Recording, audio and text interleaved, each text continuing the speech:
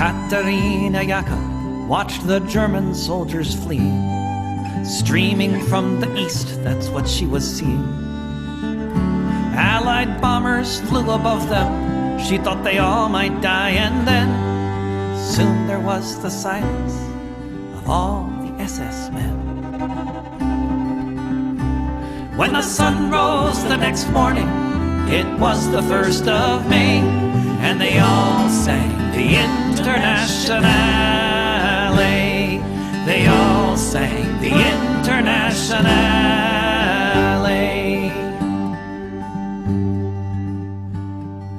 Katerina Yaka saw red flags flapping in the breeze above the Russian tanks, and she fell upon her knees.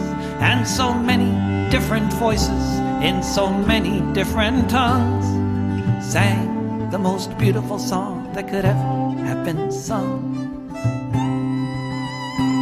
In German, Lithuanian, in Polish and in Dutch, a myriad of melodies has never had been such. In Russian and in Yiddish, Italian and French, emerging from the forests beneath the trench. When the sun rose the next morning, it was the 1st of May, and they all sang the Internationale.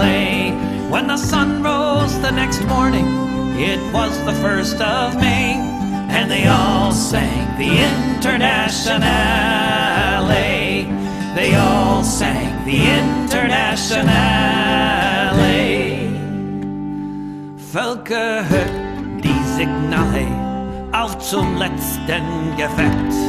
Die Internationale erkämpft das Menschenrecht. Völker hört die Signale auf zum letzten Gefecht. Die Internationale erkämpft das Menschenrecht.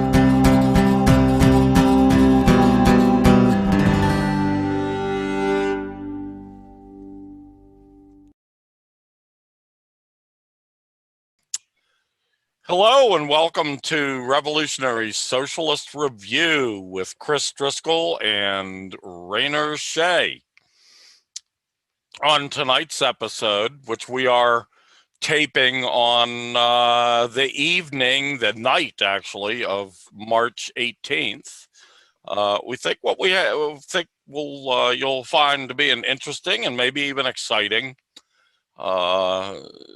look at the news, look at some issues of that will be of concern to Marxist-Leninists and to socialists, especially revolutionary socialists.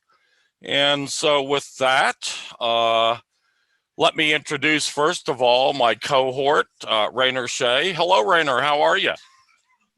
Hello. I bet you have included some of my writings from this last week as usual. Yes, I have. And four, well, 3 articles and 1 short story. I don't think you, well, we'll just have to wait and see. I don't think you're going to read the short story, no. But you will talk about it, and we will let people know where they can get a hold of this interesting short story with a kind of a revolutionary socialist look at the near future. Far future. A far future. There you go. So that's it. Okay. To begin with, we're going to start with what's on a lot of people's minds the last couple of days, since Tuesday evening, actually. On Tuesday evening, a terrorist, I call him a terrorist, even though the police are obviously attempting to avoid that description and to avoid any hint that there was any racism involved here.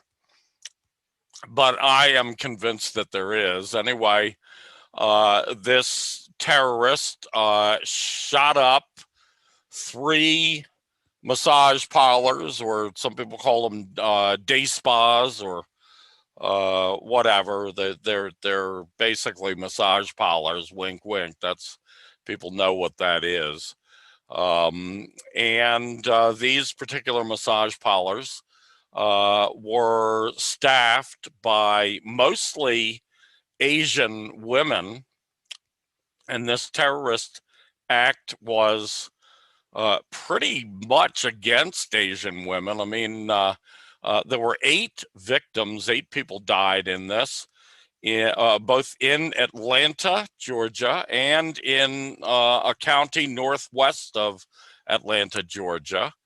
And the authorities actually think that the suspect was on his way to Florida to do it all again in Florida.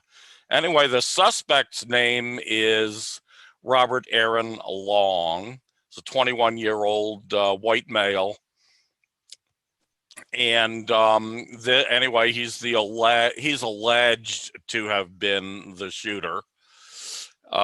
He, according to the sheriff's office in the county where he was arrested, he was just having a bad day, and he's not a racist at all.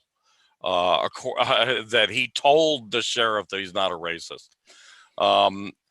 I don't believe any of that for a second. What I've found in my own investigation is that Robert Aaron Long has been totally scrubbed from the internet. You can't find any trace of him except in the bourgeois media, in the New York Times, Washington Post, Chicago Tribune, so forth and so on.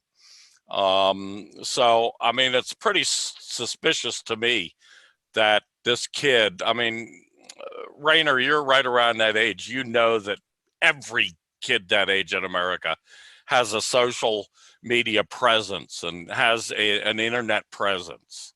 So there's got to have been something there, but it's not there now. It wasn't there yesterday morning when I started frantically looking for it.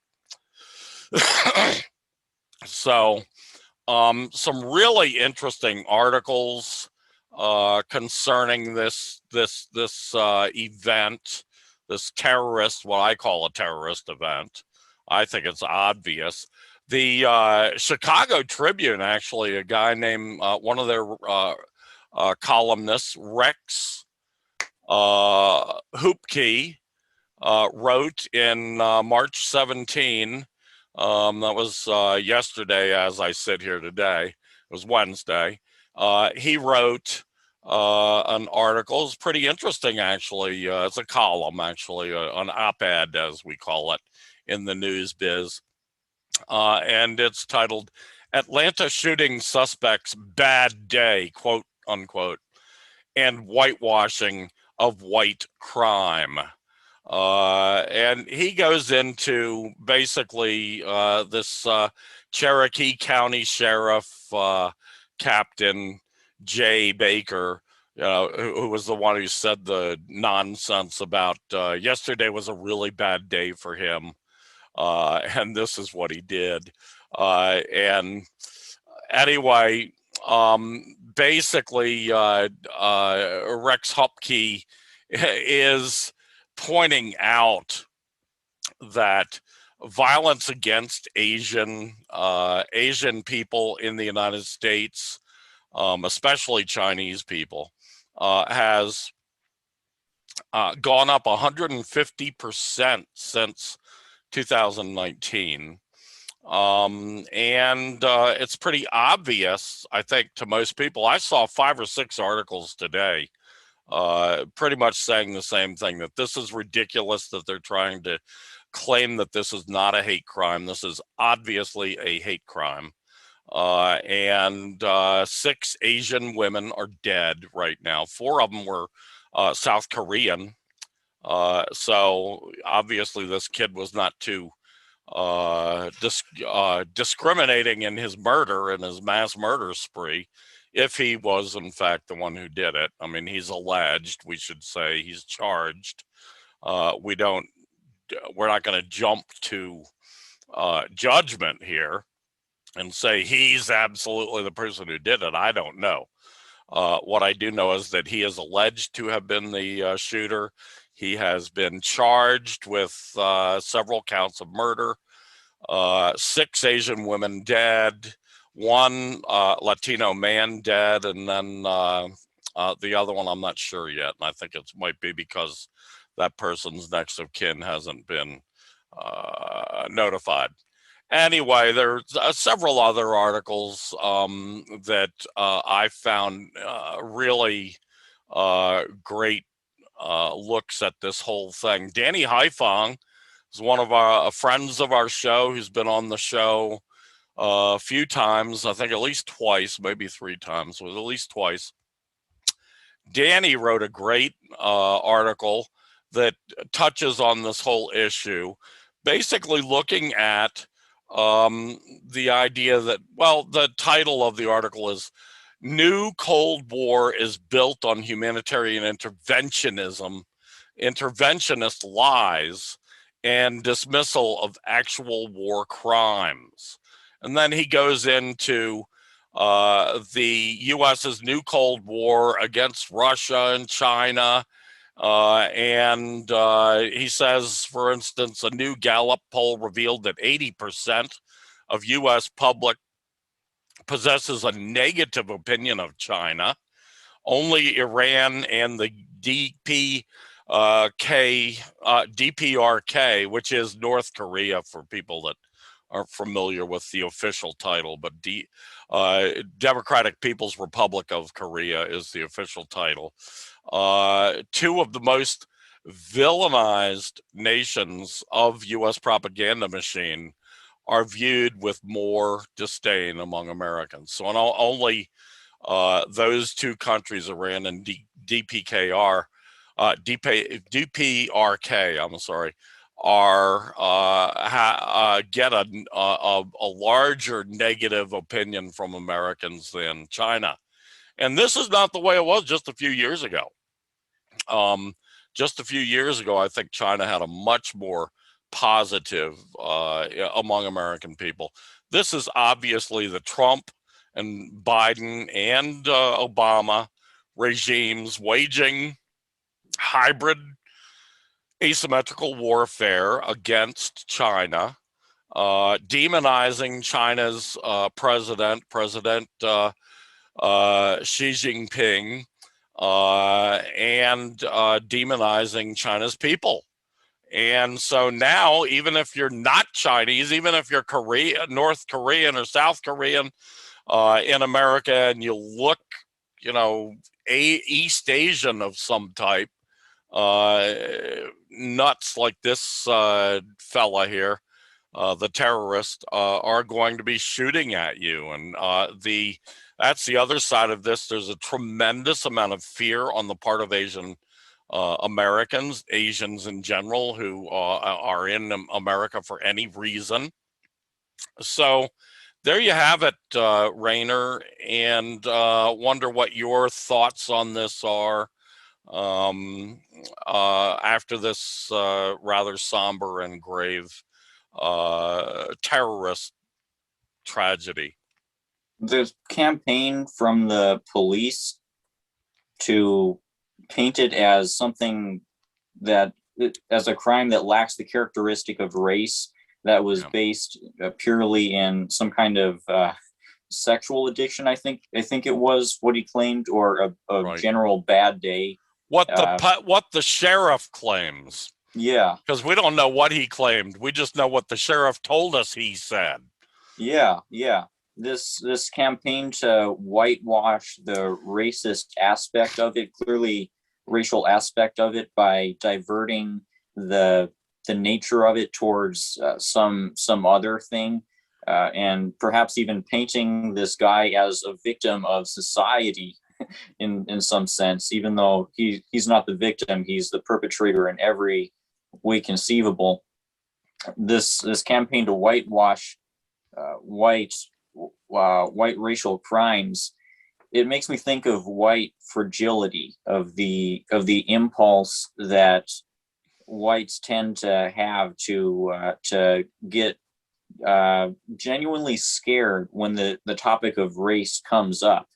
to want to divert the conversation towards something else, and it comes from an unwillingness to confront the potential racism, or at least racial blind spots that can exist within a great deal of white people in this country, can exist within anybody who's been subconsciously conditioned by this society that's clearly still very racist.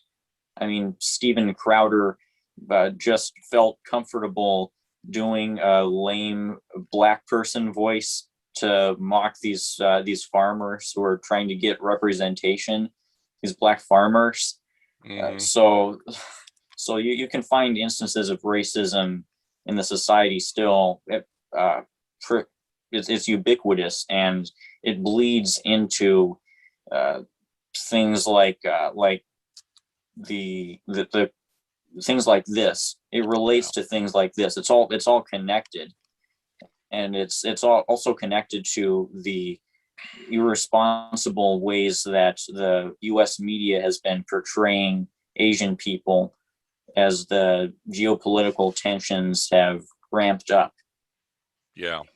This is these narratives about China and North Korea being the most evil countries on earth. They're so ubiquitous in our culture that that pretty much everyone who's not a communist who does their research has internalized these narratives, and a lot of them are very determined to promote these narratives, these demonizing lies about Asian people, and it all reinforces the really dumb perception of Asians that Americans have typically internalized. Like it's an infamous quirk for Americans to point to an Asian person and say they look Chinese. Like they've chosen China because China is is seemingly one of the most common targets for anti-Asian xenophobia in American culture. So they can point to a Japanese or Korean or a Vietnamese person and say they're Chinese. It's all part of the same kind of ignorance that's been festering in this country's consciousness for so long, and that I think we all really need to seriously consider in order to not be complicit in this cultural trend towards racism and hate. Yes, absolutely. Part of this is the failure of the American anti-war movement, such as it is or has been, of the major leaderships in those movements, of not mobilizing more people to get out and protest the acts of war, the continuous acts of war against China, Iran, Russia, those three particularly, against Venezuela and other socialist governments in Latin America as well. There's really been no protest against this. Meanwhile, for the last three regimes of the American government, the Obama, Trump, and Biden regimes, they have been waging war on China and on the Chinese people. Hybrid war, which means that they combine cyber warfare, the most hatred-filled propaganda, and terrorist attacks. And all three of those have been tools in the toolkit of American imperialism and British imperialism. We see the Brits over there, following their big brother in America, doing virtually the same thing. and the others, other American allies they kind of look like they're caught in the middle, especially those in Asia, like Japan and Vietnam and others in Asia, as well as Australia, which is in Australia is its own continent, but it's really trade wise, it's a part of the Asian market, and they are kind of caught in the middle between these two. They're getting heavy pressure from the American imperialists to join the hybrid war, and on the other hand, they're getting pressure from China, rightfully so, to that if they want to continue their lucrative trade relationships with China, that they better not be waging war against them at the same time.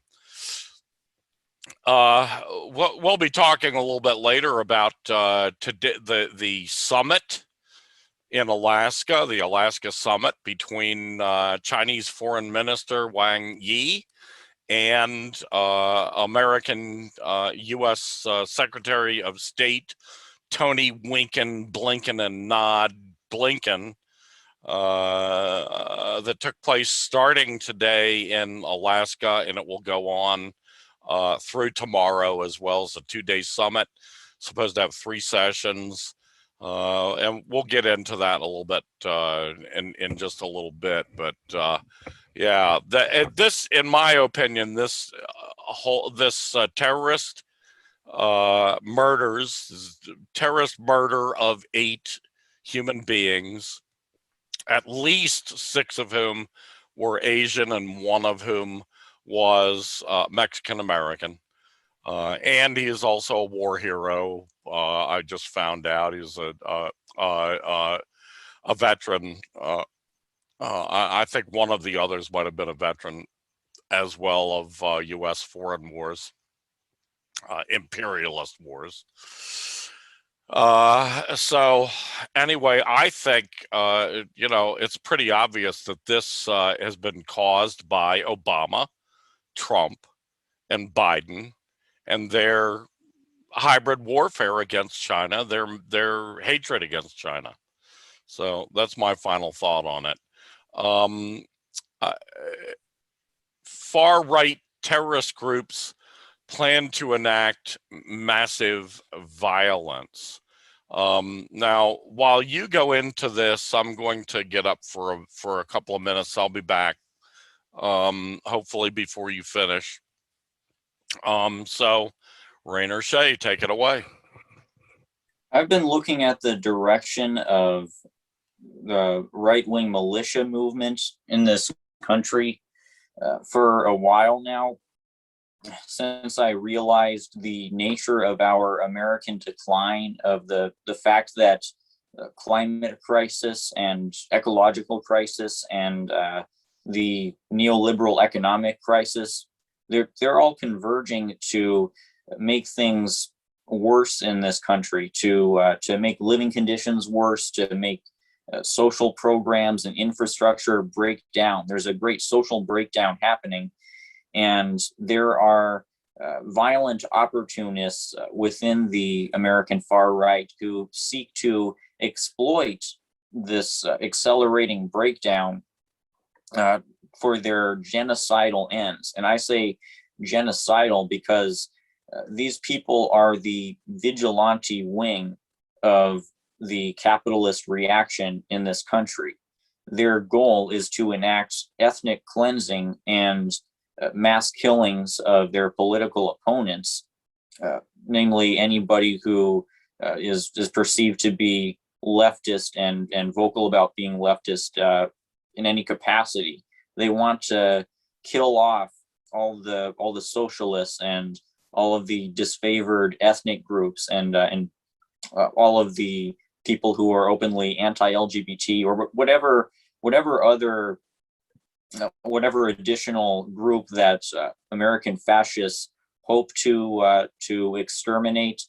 They aim to move towards actually exterminating when a more chaotic point in the social breakdown occurs. And we know this because, as my article mentions, one of the leaders of the far-right terrorist group, The Base, said in a 2019 communication that we hope for things to get worse in America. We hope for the breakdown to accelerate. I'm paraphrasing.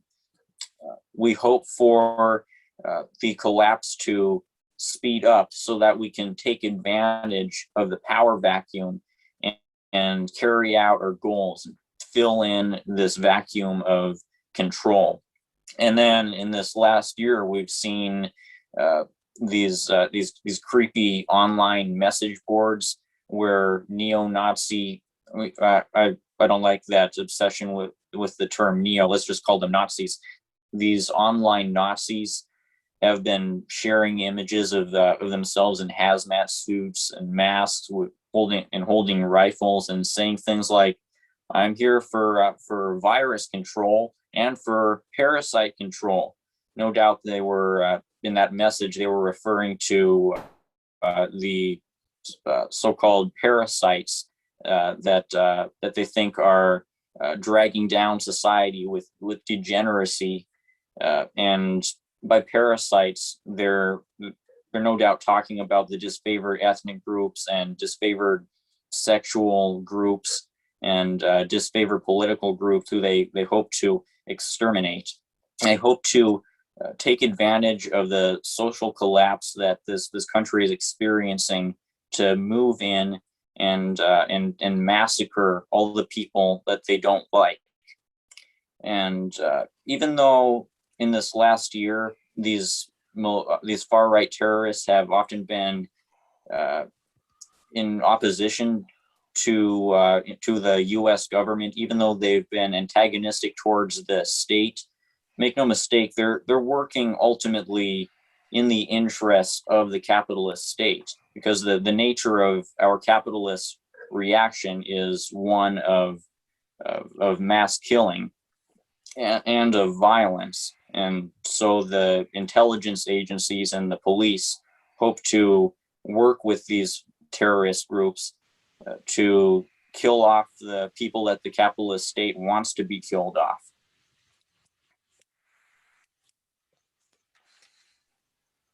Yes, well put. I agree 100% with that. It's kind of scary, isn't it? But it deserves a reaction. It needs a reaction from all good people, all the good people, all of those who consider themselves on the left, on the progressive side, on the socialist side, whether you're a social democrat or a democratic socialist or a revolutionary socialist, communist, green, whatever. This is an area where we really do need left unity. I'm not much of one for left unity because I really tend to think that that left unity is kind of silly. The idea of forcing people together who don't belong together because they're going after objectives that are in many ways contradictory. So I'm not so worried about getting left unity in general, but on something like this, on an anti-fascist, anti-terrorist, anti-far right-wing terrorist groups, anti these massive violence that they threaten, we really do need action from the people, because we're not going to get it from this government. As you rightly point out, this government, it encourages them in a lot of ways. Even though you listen to Joe Biden, pedophile Joe, as I call him, and he'll say that he's against all these groups and that he's against the violence, and yet all of his policy says the opposite.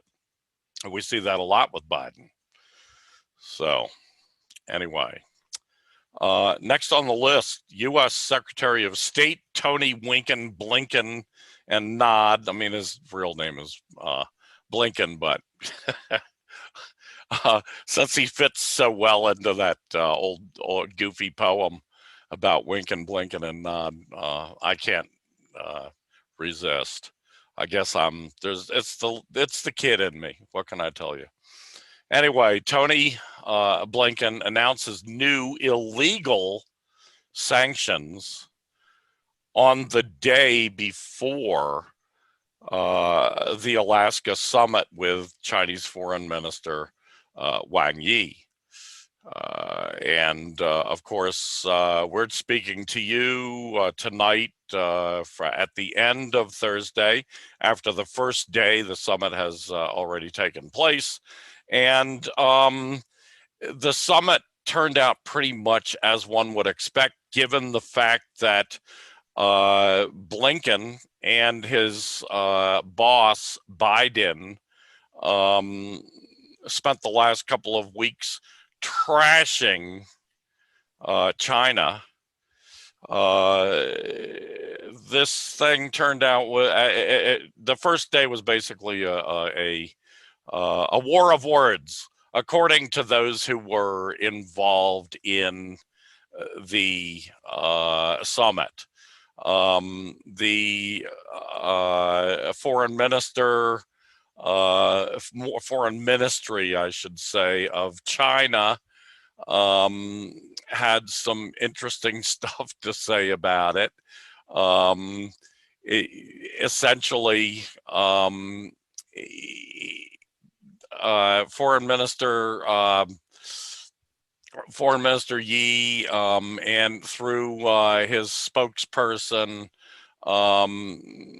they reported today, this morning, at least in this morning's China People's Daily, which is the official Communist Party newspaper of China. They reported that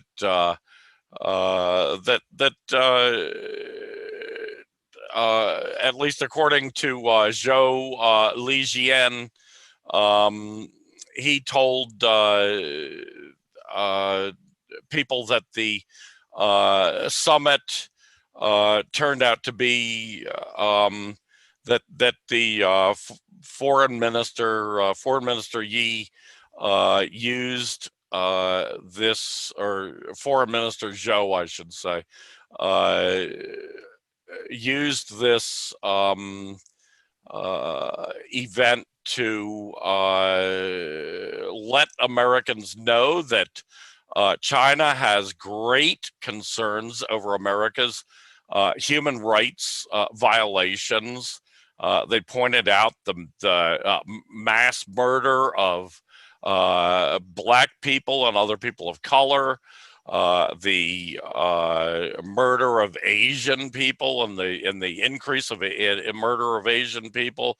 They pointed out the record of the United States with Native Americans, and the record of slavery, the record against people of color. Pointed out that the United States uses its military might to bully people all around the world. And of course, Tony Blinken started off with sparks,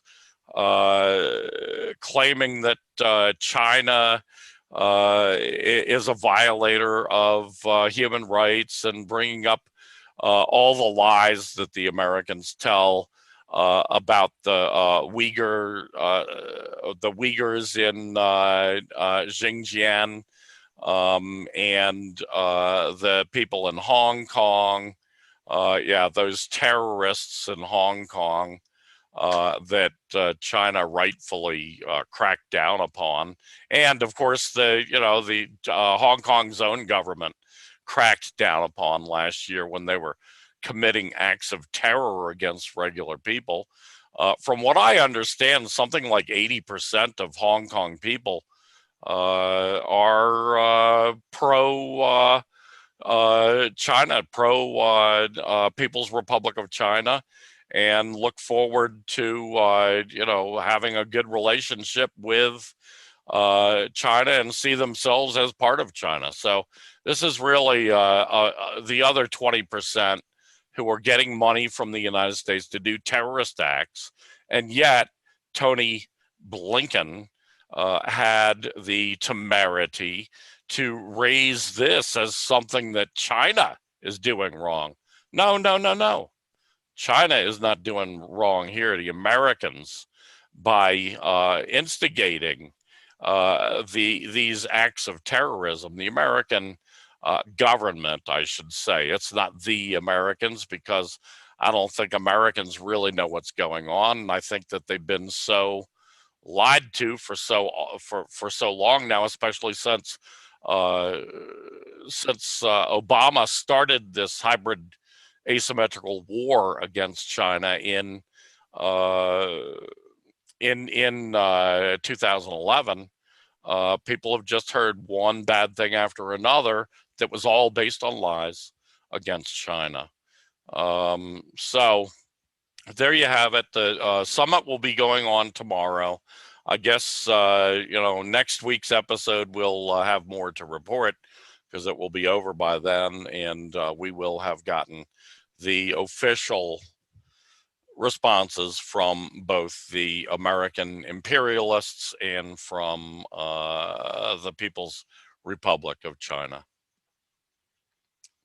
These are the kinds of manipulations that I've seen applied to Hong Kong, where this movement, which was partly born out of legitimate grievances among Hong Kong's people over social conditions, over income inequality amid the neoliberal paradigm, this movement was very much hijacked by the imperialist interests and their proxies within Hong Kong. What is it called? The NED, National Endowment for Democracy. Yes, they're big totally behind the funding for this movement, and obviously Joshua Wang, the other leaders of this movement, directly met with U.S. leaders to further their goals of waging economic warfare against China and of giving benefits to the Hong Kong bourgeoisie. This is what it was all about U.S. imperial control and about capitalist power within Hong Kong. And there's been actors who have tried to manipulate the narrative about Hong Kong to paint it as nothing more than a popular movement, which they've dared to, in some cases, call socialist or progressive, leftist in some sense. If this movement is socialist, the word socialist has lost all meaning. Yes, you're choking me up. Exactly. Exactly. But unfortunately, a large part of the social democratic movement, I won't say all, because there are social democratic parties in Latin America that are very anti-imperialist, but especially social democracy in Europe, and the tiny little rump of social democracy that is in the Democrat Party in America, they are that way, definitely. So, let's see, next on our list, fears of a wave of socialist revolutions in Latin America. Take it away, Rainer Shea. In this last year, it's become clear that the imperialists cannot sustain any future coup attempts within Bolivia. The proletarian indigenous movement within Bolivia has shown just how strong it is. It's shown itself to be so strong that it's strong-armed the coup regime within Bolivia to hold elections. It's likely that if the regime had continued to refuse to hold elections, then it would have eventually been driven out by the irrepressible force of the indigenous proletarian rebellion that had been taking place right from the start when they first forced Morales to resign, when they installed this totally illegitimate leader. This was the reality that the imperialists had to confront, a reality where that summer they had been able to sit back and tweet things like, "We will coup whoever we want." And a few short months later, they had to eat their words as they watched the movement for socialism win yet another election after the proletarian movement there showed its strength, and they had to see their coup regime be replaced by the current socialist government in Bolivia. So now they're rallying again. They're trying to regroup their forces, as is made apparent by the recent headlines to vilify Bolivia's government for arresting the illegitimate former coup president Janine Áñez. They're claiming that Áñez is being persecuted in some sense, that this is not justice. And Human Rights Watch is also in on this recent campaign to vilify the socialist government in Bolivia. As my article mentions, there's a revamped campaign to vilify the MAS in Bolivia, which is the Movement for Socialism. And clearly this is leading towards a renewed coup attempt. But you know what? Does it even matter anymore if the proletarian movement there has shown itself to be this strong? Of course it matters in a sense that these imperialists still need to be fought, but it doesn't matter as much as it used to, because the proletariat there is so much more strong than the imperialists and the bourgeoisie.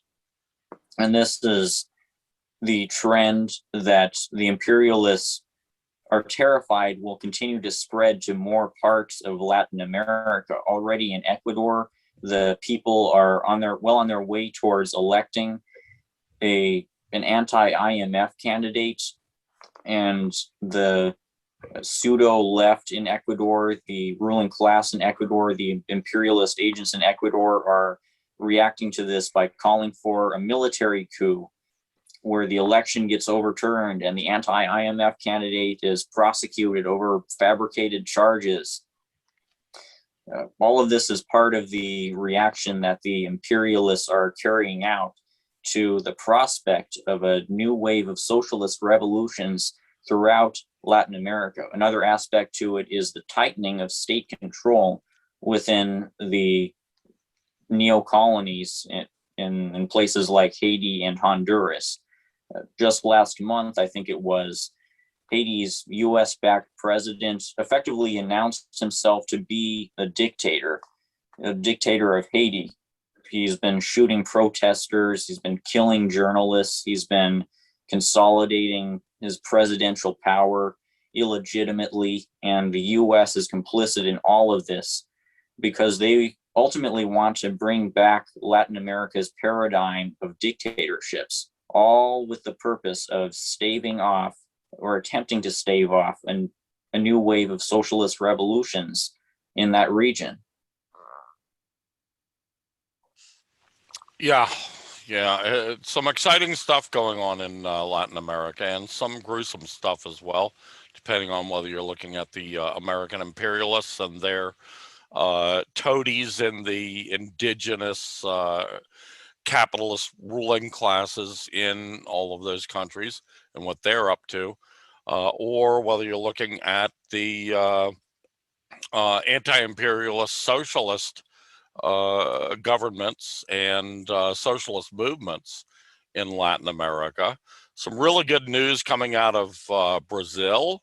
For example, Lula, the very popular former president, well, it was ruled by the Brazilian Supreme Court, I think 2 days ago, that Lula is exonerated, not guilty, of all of the charges against him that were used to put him in jail for more than a year. Lula da Silva is his name.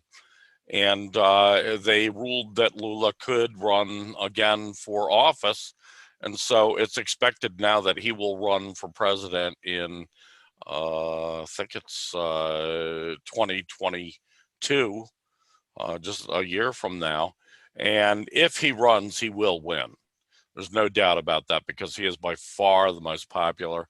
Bolsonaro, the dictator, the right-wing fascist Donald Trump wannabe, who runs the show there now, is highly unpopular in Brazil. And so we can look for the largest country in Latin America to be also with the largest economy. I think their economy is like the 6th or 7th largest economy in the world. We can look to them next year to be moving in the direction of reinstituting a socialist government. Not only the coup dictator in Bolivia was Agnes, I think her name is, was arrested, but also the main military leader in the Bolivian military was also arrested. He's the person, by the way, who advised Evo Morales to flee the country because his life was in danger. He knew it was in danger because he was in on the plot to murder Evo. So anyway, he's been arrested on several charges as well. Good news coming out of Ecuador, of course, as you said, and several other places that we could mention, but no need to go on. People should just take a look at the materials that we will be providing for you to take a look at when we put this up on YouTube. People we will provide all the links to the different stories, the different news items that we use as the background for these discussions. Yeah, let's not forget that Lula helped the U.S. occupy Haiti, and that he's in this sense kind of more of a Bernie Sanders equivalent in Brazil, than an actual socialist. So it wouldn't really be returning to socialism, but to social democracy that has the potential to be co-opted on certain issues, and potentially very important issues like the sovereignty of Haiti. Yeah.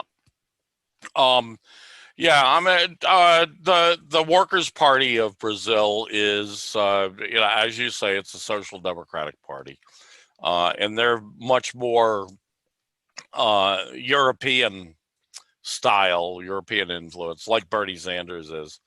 I mean, Bernie Sanders is even worse than most European social democrats, although not worse than all of them. I mean, like you compare Sanders, for instance, to Corbyn, who was the leader of the Labour Party in Great Britain, and Corbyn has a 40-year record of being an anti-war leader, anti-war activist. He has a record, unimpeachable record of being anti-imperialist. Very much different from Bernie Sanders.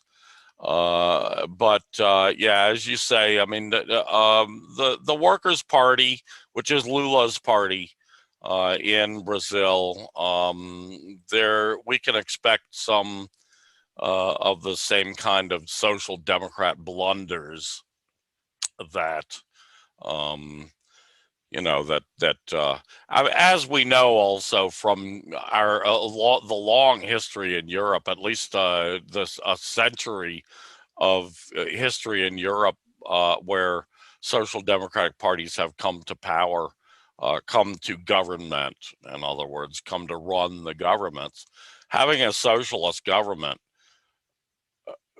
that alone does not mean you're going to have socialism.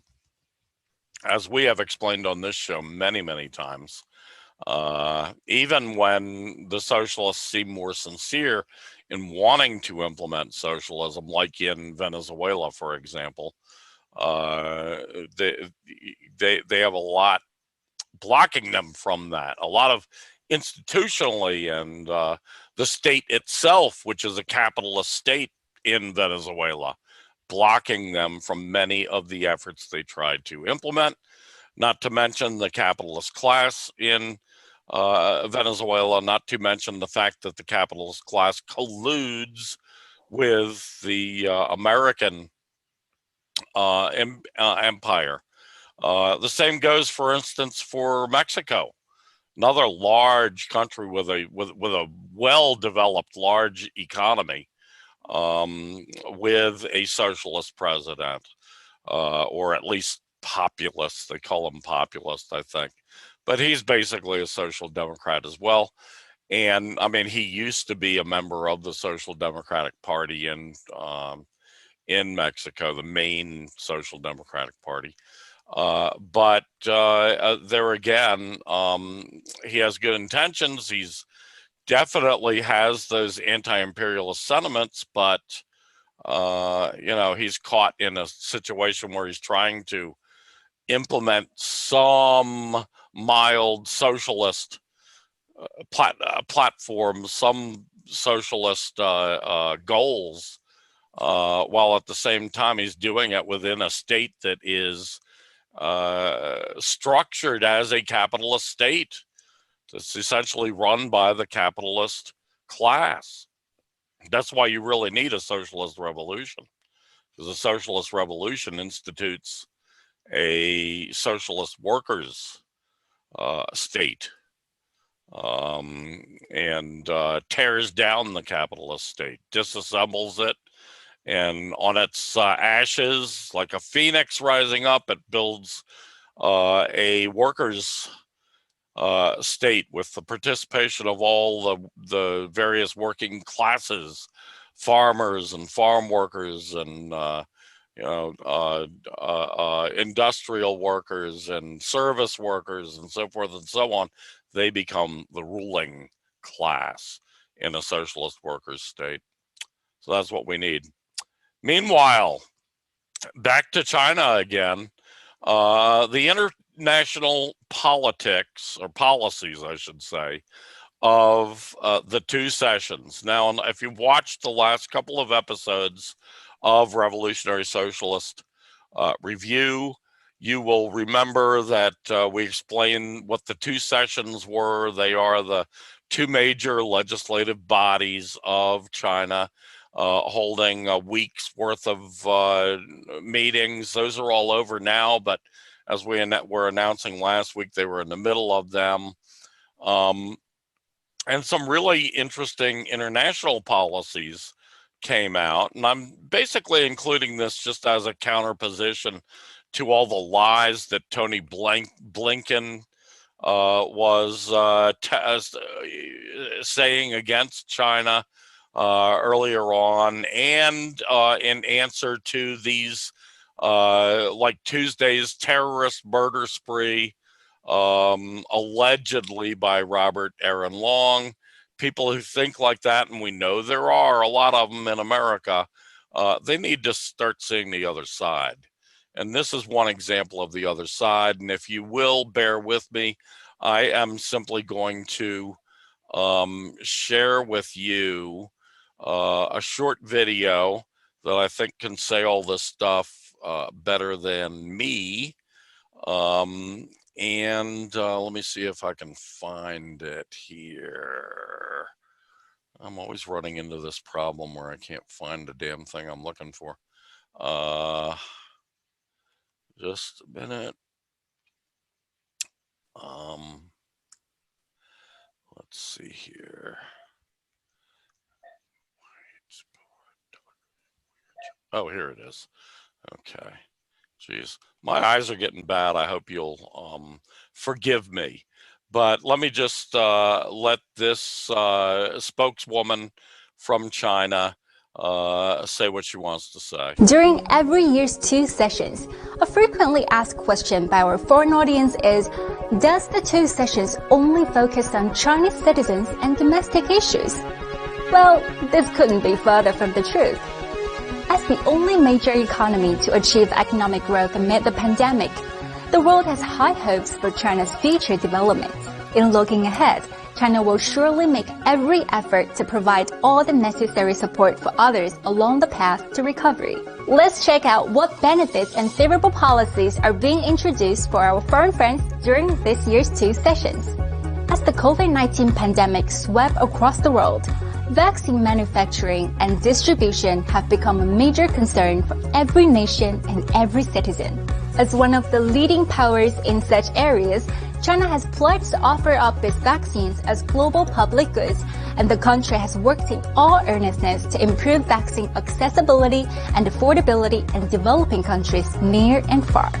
So far, China has already donated or is undergoing plans to donate vaccines to 69 countries in all, while exporting vaccines to 43 countries to date.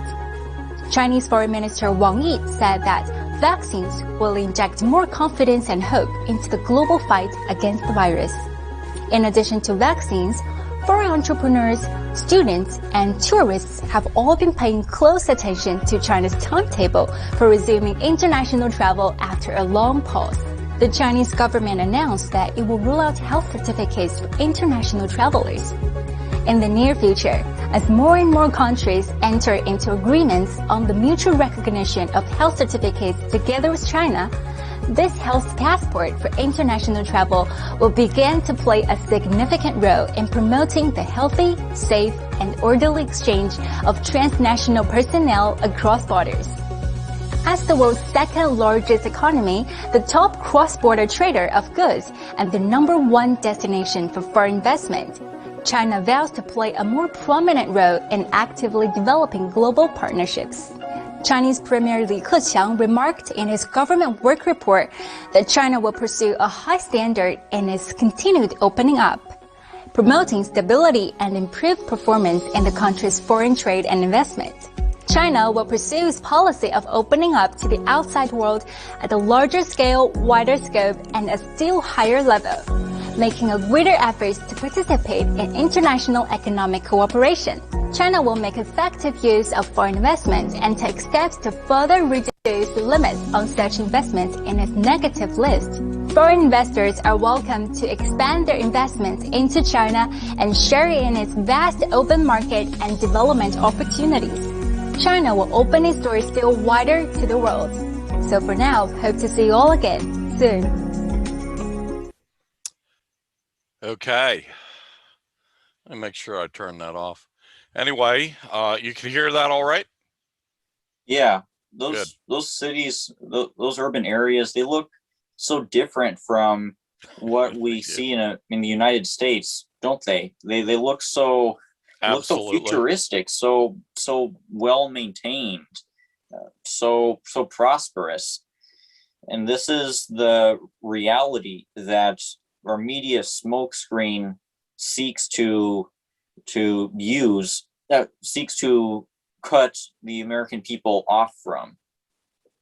The ruling class in the United States does not want the masses in the imperial core to be aware of the ways that socialist countries are leaping beyond us, of the ways that the societies which function outside of the neoliberal capitalistic paradigm are progressing, the way they're growing their economies and improving the livelihoods of their people. And even when the US media admits that China has handled the virus almost infinitely better than the US has handled the virus, it has to follow that up immediately with charges that China has been egregiously violating human rights as supposedly as part of the process of combating the pandemic. These are the narratives that are being pushed in order to keep us from being aware of the development that's taking place within these countries. Not just China, but Vietnam, DPRK, Cuba, and Laos. Absolutely, absolutely. Yeah. And as Chinese Foreign Minister Wang Yi said today, America is a hypocrite when it comes to human rights, because America is one of the greatest violators of human rights in its own country and in all those countries that it subjugates in its empire. Dropping bombs on innocent brown babies, and the list goes on and on and on. I mean, I'll never forget Obama's double tap. Do you remember that, when Obama first started bombing terrorist targets? Many of them were things like weddings and funerals, where the overwhelming majority of the people at the weddings and funerals were just innocent, regular folks in Arab countries, and they were being bombed. But then Obama wasn't satisfied with that. He had to go for the double tap. He'd wait like 20 minutes until all of the first responders, the fire and police and so forth, were there trying to help the victims of these bombings, and he'd drop another bomb or a bunch of bombs on the same site. Double murder, double tap. That's the kind of gruesome war crimes and violations of human rights that Obama and Trump and Biden now are all guilty of, and all should be facing war crimes tribunals in The Hague for, in my opinion. And I will not rest easy until the day I see all of the American war criminals facing justice. Anyway, next on the list here, what do we got left? Biden. Oh, no. We got Marxism-Leninism is the greatest threat to imperialist propaganda. Certainly is. Rainer Shea.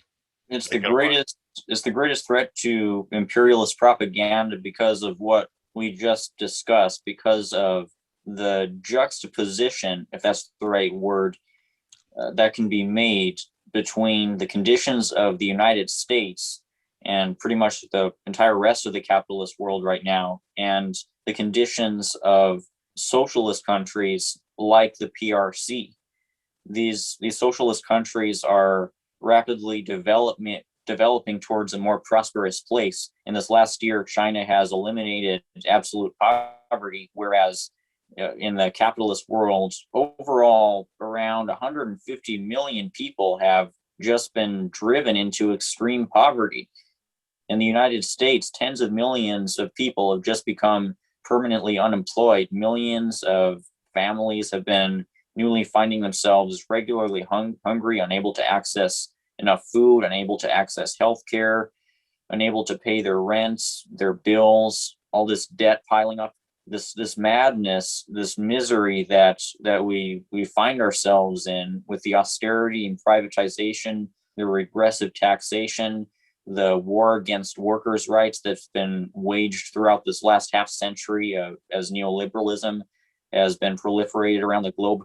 All of these horrors, these crimes against the working class are perpetuated through depriving those who live within these hellish conditions of a real frame of reference in terms of what their conditions could be like under a different socialist system, what their lives would be like if they lived within a proletarian-run democracy like in China and so on.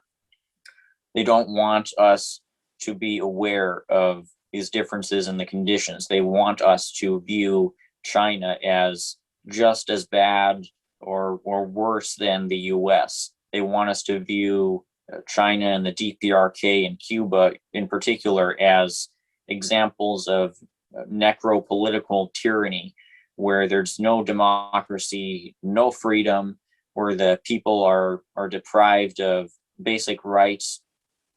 And this is what the Uyghur hoaxes have been about. This is what the fabricated Uyghur human rights abuse claims have been about. They've been about diverting attention away from China's development towards increased living standards and making us believe in these totally made up visions of millions of ethnic minorities in China getting imprisoned in these cruel detention centers, when in reality the United States is locking up increasing amounts of brown people and forcing them into unspeakably abusive conditions. Yeah, well, as I was pointing out in topic number 1 on the terrorist murder spree on Tuesday, the billionaire-owned mass media, it's not mainstream mass media in any way, shape, or form, even though people keep, even communists and socialists and leftists I know keep calling it the MSM, the mainstream media. It's not mainstream at all. It's owned by the billionaire class, and it's only in the interests of the billionaire class. But they have, as it was pointed out with this lack of any real information about this Robert Aaron Long, they have the news locked down in America. Only the small minority of us who go out of our way to look for alternative media, alternative news, know what's really going on. But in many, many other parts of the world, the Marxist-Leninist, Marxism-Leninism, in other words, gets through to the working class, and the working class people are far more, in many countries, far more knowledgeable about what's going on in the world today than Americans are. It's astounding when you look at some of the polls that have been done to find out what Americans know and what they don't know about the world they live in. It's just astounding. But it's not their fault, in my opinion.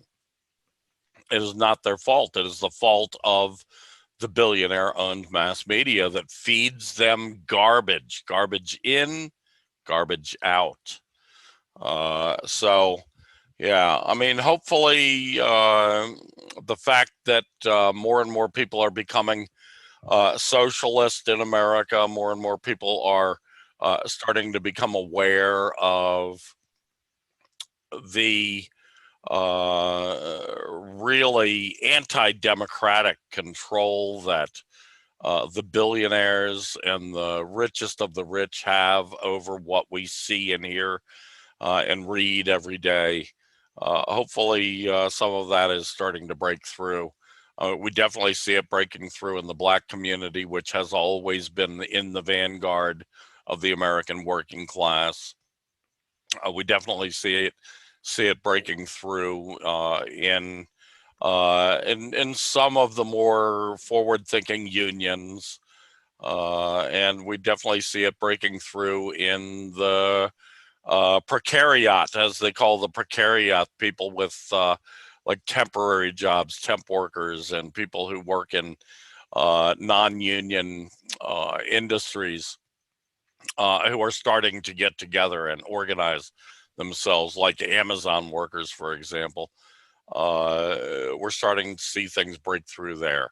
So yeah, always keep a positive look, or at least a realistic look at what's going on.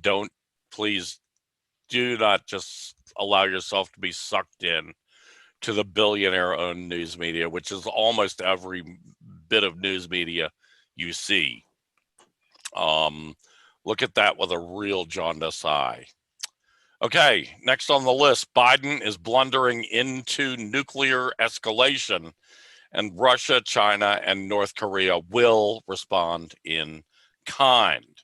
Now, this is coming up basically because Biden and his little buddy Lincoln, Blinken, and Nod, Tony Blinken,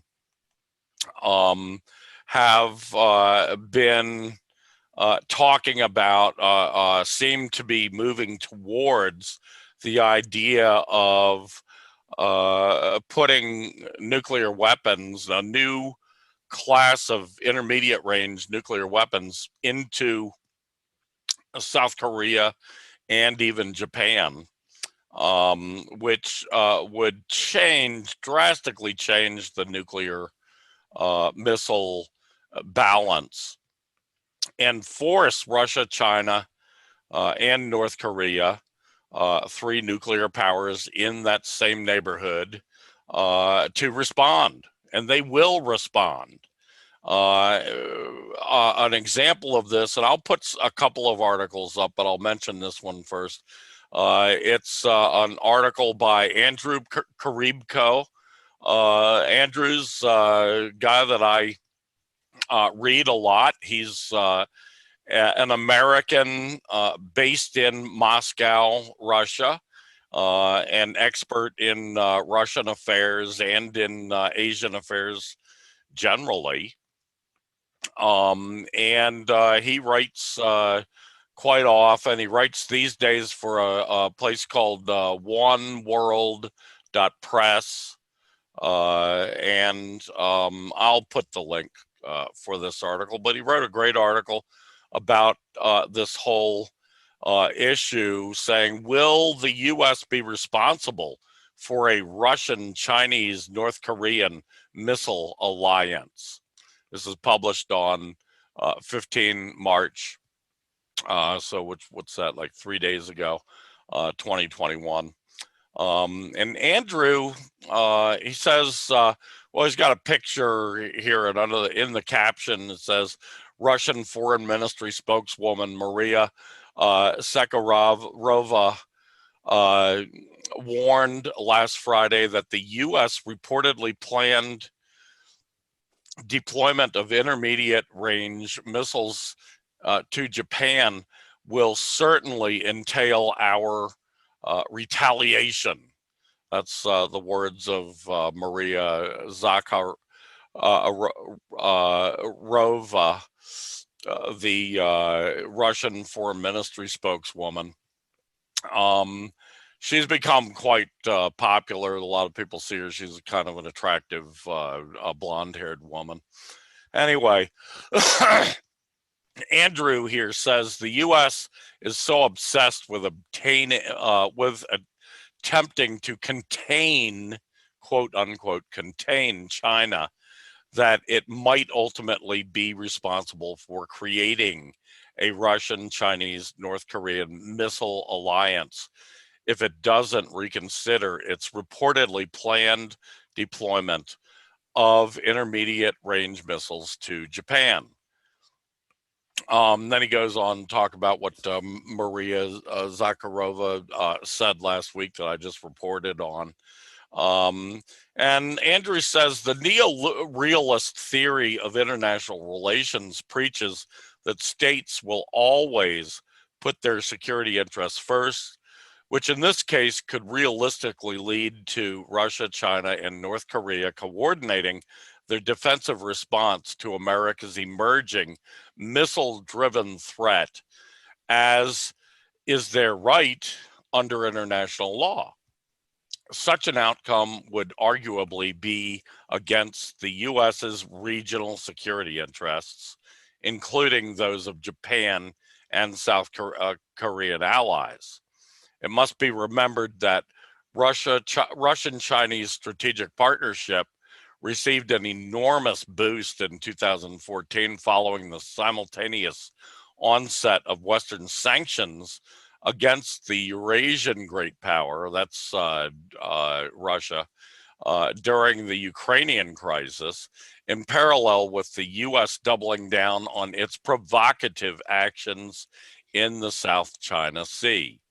U.S. strategic rivals, as it officially considers them to be nowadays, were pushed closer together than ever before due to their shared interests in responding to these provocations along with their peripheries. Nevertheless, neither feels comfortable becoming the other's military ally because they don't want to get caught up in fighting their partners' possible wars in Eastern Europe and Southeast Asia, respectively. That calculation might informally change as a result of the US's reportedly planned intermediate range missile deployment to Japan, since such a move goes against both their security interests in Northeast Asia, as well as that of their shared North Korean partner. So, I mean, Biden is shitting himself in the foot with this one. Is basically what Andrew is suggesting here, and I think I agree with Andrew on that. Not that I give a fuck what whether Biden blunders and puts the United States in a worse position than it's already in, but that's kind of what we expect from idiots like Biden, Trump, and Obama, who follow their capitalist ideology and the constant cajoling in the ear. You know those old cartoons where you got an angel and a devil on the shoulder? Biden, Trump, and Obama have all had this devil on their shoulder called the American capitalist ruling class, whispering in their ears, war, beat the drums of war against China, against Russia, against Iran, against the Democratic People's Republic of Korea, against Venezuela, continuously beating the drums of war. It is insane, in my opinion. Also, obviously, in Andrew Karibko's opinion. I've been on Andrew's show a couple times. He has a show on Sputnik. Sputnik International, which is it grew out of Radio Free Moscow, which used to be the big thing back in the day. And anyway, Andrew's got a show on there. Sputnik has radio station in Washington, D.C., and you can get it online. Just look for Sputnik Radio, Sputnik International, whatever, and it'll pop up. And you can listen to Sputnik anytime you want.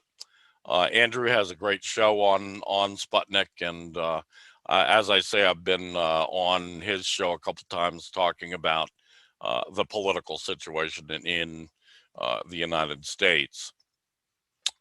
So there you go, Rainer. What are your thoughts on Biden's recent rattling the nuclear saber, so to speak?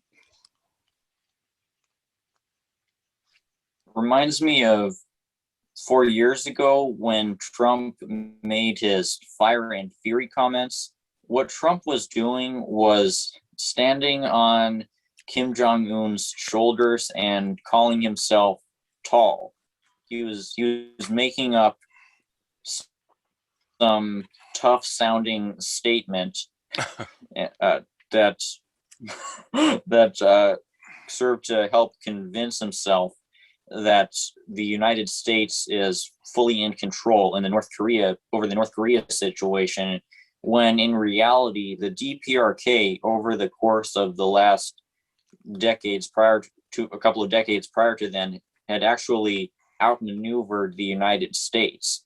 Wow. North Korea had successfully attained nuclear weapons, and it put the US in a position where it simply couldn't, and it never will be able to do to North Korea what it did to Libya or Iraq.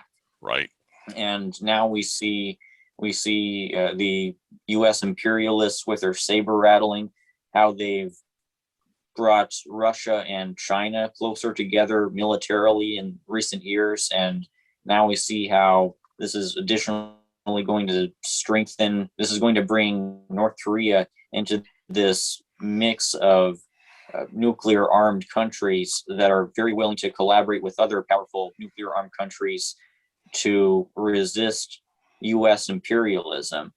Right. Of course, North Korea isn't a superpower, but you get what I mean. It's a nuclear armed power that's turned itself into an immovable object as Right. far as imperialist intervention is concerned. Yes. Okay, great. We got one more to go, and that is Never Again, the dystopian short story by Rainer Shea. Myth is such a good way for us to synthesize the reality that we live in, to gain insight into the nature of humanity, why people choose to do what they do. And in this short story, Never Again, I attempt to synthesize the reality that we've been describing throughout this whole podcast, this reality of global capitalism in the midst of collapse, and global imperialism setting off a chain of reactions, whether environmental, geopolitical, economic, and towards a seeming conclusion where a climate collapse is going to happen and society is going to be drastically transformed for the worse.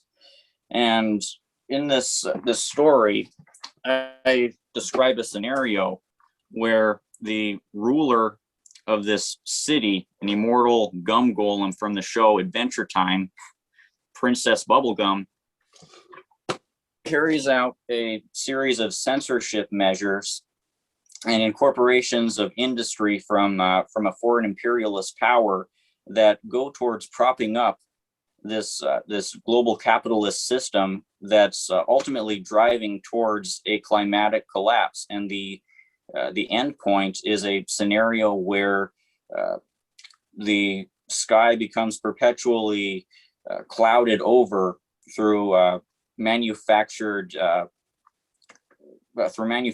clouds that they put out in order to cool down the climate.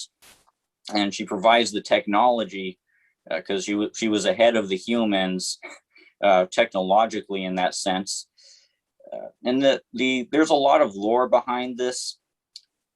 The series Adventure Time presents a scenario where in 2010 a nuclear war happens, almost wipes out all of humanity. The remainder of humanity goes to live on an island for 1,000 years. On this island, they develop a culture where they believe that if they ever leave the island, bad things are going to befall humanity again. It's a very reactive culture, reacting to this great historical trauma that they've all experienced, where they come to believe that if they leave, doom is going to befall humanity again. Then eventually they adopt a more optimistic attitude, and 1,000 years later, they repopulate the earth. They return to these continents that they've abandoned.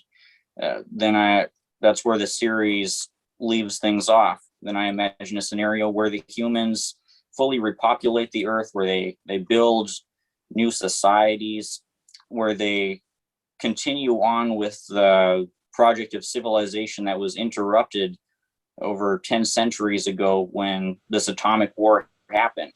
And for 700 years, they live in peace. Then, 19 centuries after the atomic war happened, the world reverts to its old dystopic state that led to the original atomic war, to a state where capitalism has been restored and empires are brought back, and the people who are in charge of cities like the ones I showed you have to reckon with this terrifying reality. Some leaders choose to resist the imperialists, like this leader Minerva, who's described in the story as putting together nuclear weapons so that she can stave off a potential invasion. While others choose to take the path of least resistance. Over these last decades, over the course of these last decades before the next collapse of society happens, Princess Bubblegum tries to preserve this society that she's created through intensive censorship and propaganda. She also militarizes the kingdom in case something more drastic needs to be carried out. Thankfully, no blood is implied to be shed, at least within the confines of her borders, but ultimately they have to evacuate the city, and a climate collapse occurs that makes it so that they decide to make the sky perpetually overcast, and both civilization and the world's ecology are temporarily shut down, while the rich retreat to their fortified survival shelters. Yeah. Wow. I'm really looking forward to reading this. I had intended to read it today, but got caught up in all kinds of mishigas and was unable to. But it really, it's a kind of fiction that I enjoy. As I say, I really look forward to reading it. From what I understand, other people who have read it really liked it. So that says well for it. And you, our audience at home, will also have a chance to read this short story because I will be putting a link to it up on YouTube along with this video, along with this episode of the Revolutionary Socialist Review. And so you can check it out. And I recommend that you do read it along with me, and maybe we can talk about it again next week. So that's it for the show tonight. And I want to thank you, Rainer, for the great contributions you always make, prolific writing and so forth. And thank you, the viewers and listeners, for tuning in, and come back next week. We'll have more for you. And with that, I bid you all adieu.